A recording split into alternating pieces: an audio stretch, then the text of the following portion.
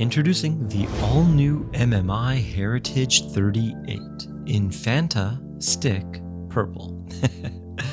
This might be a Singaporean inside joke because that's where MMI is from, but to me it just looks like neon hot pink. But I digress. The Heritage 38 plays tribute to the timeless elegance of mid-century watch design. And back then, micro rotors were made popular thanks to brands like Patek and Universal Genève. And yes, this watch has a micro rotor, giving you that vintage charm, but at an affordable price. But more on that later. First up, let's talk about the case. It's a clean, classic, round design.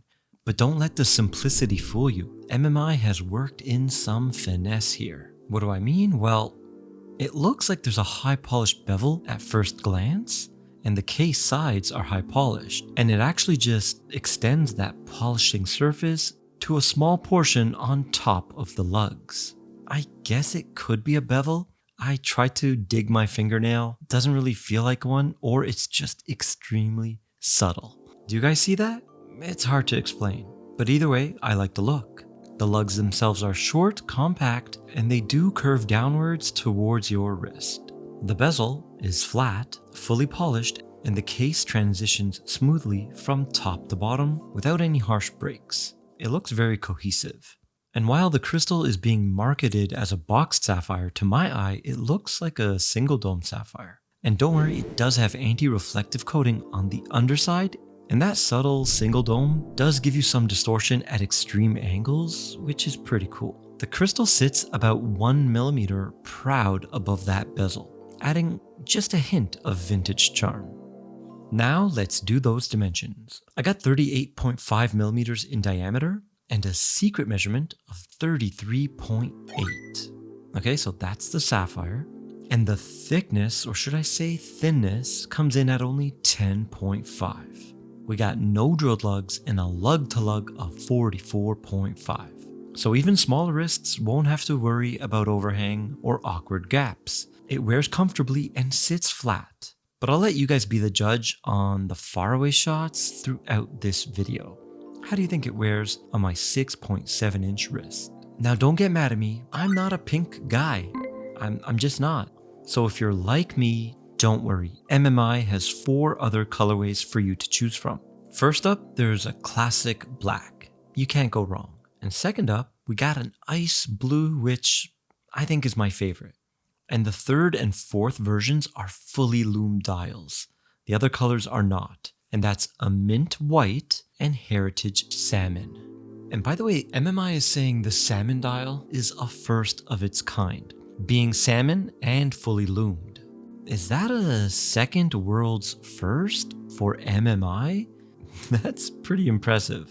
Drop a comment which one is your favorite. Now speaking of the dial, it's fantastic. It's got a metallic shimmer that isn't your standard sunray dial look. It definitely looks more metallic. It has a sunken inner sector that has horizontal brushing, and the rest looks like a metal matte finish. The hands are classic syringe style, and the minute hand is capped, because the second hand is hanging out at the 9 o'clock position with its own subdial. And it wouldn't be an MMI without their trademark rota date complication. I believe they were the world's first, which is pretty cool. It's not every day a microbrand can claim a true innovation like that. It's very similar to a pointer date, but without the extra hand cluttering up the dial. Now in this version, their latest, it's their largest and easiest to read yet. And it integrates seamlessly into this watch's design. From a distance, it might even resemble a road rail style chapter ring, which would suit the period. I love how this modern twist complements the classically inspired aesthetic of the watch.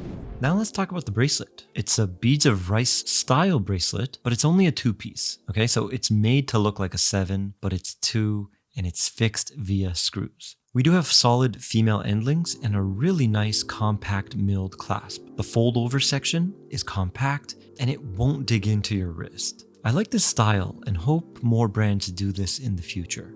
Unfortunately though, there is no on the fly, so you need a tool and there's 4 micro adjustments, but the endlings are toolless with quick release spring bars built in. Now let's check out the loom. The loom is top of the line material-wise because they simply used C3X1, which is the brightest, but they thinly applied it on the dial so it doesn't last too long. You can see it lasts longer on the hands. I gotta mention, this is a prototype, a very early prototype, so keep that in mind. And there's also loom on the crown, but as usual, I always forget to film it. Forgive me, MMI. And speaking of that crown, it is signed with the MMI logo, and yes, it's a screw-down crown, which gives the Heritage 38 a confidence-inspiring 100 meters of water resistance. Now, flipping the watch over, we are greeted with yet another sapphire. Yes, I did confirm it with my tester, it's a sapphire. It gives you a clear view of the micro rotor movement, which has blued screws and a signed gold rotor. I gotta say, it looks fancy. I know the finishing isn't the greatest when you're looking at the macro, but just looking at it and owning it and showing it to your friends, it looks pretty good. But what is this movement exactly? Well, it's the Hangzhou 5015A micro rotor movement. It's got a 28.8 VPH smooth sweep, but it doesn't hack. However, it does hand wind, so that's a good thing. And of course, it's an automatic. It also has an incredible 38 joules. That's really high. And 42 hours of power reserve, which is standard. I gotta say, honestly, guys, I don't have much experience with this movement. I don't know what to say about it. But if anybody watching is a long-term owner, let's say 3 to 5 years, can you guys add value to this video and maybe give us some of your experience with it? So this watch looks great, and the finishing and quality, I'm not gonna comment on because I can't. Unfortunately, it's an early prototype, so I had to keep that in mind throughout the video. But what is this Heritage 38 going to cost you? Well, it's going on Kickstarter, and the super early bird first 88 units are going to cost only $468 USD. And after that, $500. Price-wise, if the quality comes up to what I'm used to with MMI, I gotta see a retail version to make my final decision, but MMI has not let me down in the past, so if you can get the early bird pricing, then I say go for it. The watch does look really good. It definitely has some charm with the metallic look, the micro rotor, the 2 sapphires, the classic sub-second, domed crystal, syringe hands. It has something about it. Drop a comment, let me know what you think, and if you want to jump to the Kickstarter page, there will be a link down in the description. Thanks for watching, and I'll see you in the next one.